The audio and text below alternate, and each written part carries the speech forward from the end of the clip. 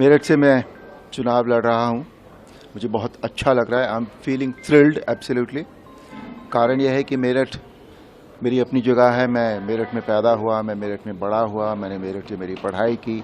तो एक ऐसी जगह जहाँ ये सब हुआ है, उससे कितना जुड़ाव हो सकता है आप सब लोग अंदाज़ा लगा सकते हैं इस बात का। तो आज मैं मेरठ जा भी रहा हूँ, तो आई एम फीलिंग थ्रिल्ड।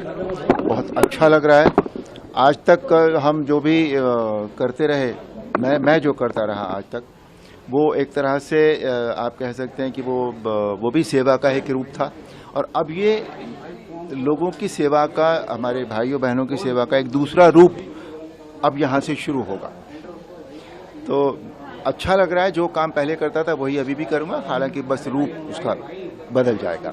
और अपनी जगह से कितना लगाव होता है, कितना जुड़ाव होता है, ये सब आप जानते हैं। मैं 2-3 साल पहले लास्ट टाइम जब मेरठ गया था, तो वहाँ के मतलब आज जब से ये हुआ है कि मुझे मेरठ से चुनाव लड़ना है, तब से वहाँ का मेरा पुराना घर, मेरे जिन गलियों में, जिन कूचों में, जिन स्कूल्स में मैं पढ़ा हूँ, वो सारे मेरी नज़रों के सामने जो है वो घूम रहे हैं। And I would love to be there, and I would love to meet people, and I would love to work for the people of Meerut and Hub. Sir, एक सवाल, ऐसे समय में आपको टिकट मिला है, जब हम देख लें रामलला की प्राण प्रतिष्ठा हुई और ठीक इसके बाद ही चुनाव हो रहा है, तो उसको ये टिकट मिला, तो क्या कहना है आपने? नहीं देखिए, ये आपको उनसे पूछना पड़ेगा जिन्होंने ये टिकट दिया है। भाव सर, जो कि उन्होंने इस समय क्यों दिया। भाव तो देखिए है, इस समय पूरा देश, पूरा विश्व जो है वो राममय है ना। और रामलला का मंदिर बना है इतने सालों की जद्दोजहद के बाद। तो ओवरऑल माहौल बहुत एनर्जेटिक है, बहुत अच्छी ऊर्जा है। वो ऊर्जा जो भगवान राम के जो हमें देते हैं, वो ऊर्जा, उस ऊर्जा से हमारा देश इस समय बिल्कुल ओतप्रोत है। तो अच्छा लग रहा है, बिल्कुल हर चीज़ पॉजिटिव नजर आती है। सर, मेरठ की जनता के लिए बीजेपी ने सर इसीलिए 370 का एक नारा दिया और 400 पार एनडीए से। तो आपको लगता है कि ये जो तमाम काम हुए उसमें ये आंकड़ा आ जाएगा? नहीं, काम तो देखिए इतने हुए हैं कि उनको गिनाया नहीं जा सकता।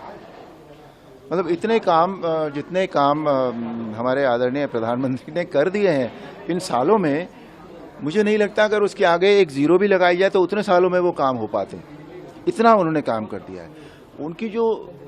उनकी जो इच्छा है, जो विल पावर है, उनकी जो एनर्जी है, वो आज तक किसी भी नेता में, किसी भी पॉलिटिशियन में देखने को नहीं मिली। और मुझे वो पॉलिटिशियन नज़र ही नहीं आते अब मुझे वो एक ऐसा कर्मठ आदमी नज़र आता है जो अपने देश के लिए, अपने देश के लोगों के लिए, अपने देश की महिलाओं के लिए सब कुछ भी करने को तैयार है और कर रहा है। वो जितने वादे उन्होंने किए हैं वो सारे पूरे हो रहे हैं धीरे धीरे। और जैसे राम मंदिर बना और महिलाओं का सशक्तिकरण हुआ, ये सारी चीज़ें हैं। और उसको अगर देखा जाए, उस को बैकग्राउंड में अगर हम रखें, तो जो आंकड़ा जो निर्धारित किया गया है, आई एम श्योर कि वो जरूर पार हो जाए। मेरठ की जनता के लिए क्या की बात कर रहे हैं, लेकिन कांग्रेस पार्टी मर्यादा नाम की जारी एक बयान जो है वो सुप्रीम नेता है कंगना रनौत जी के खिलाफ, आपने देखा भी होगा, उसको आप किस तरह से देखते हैं?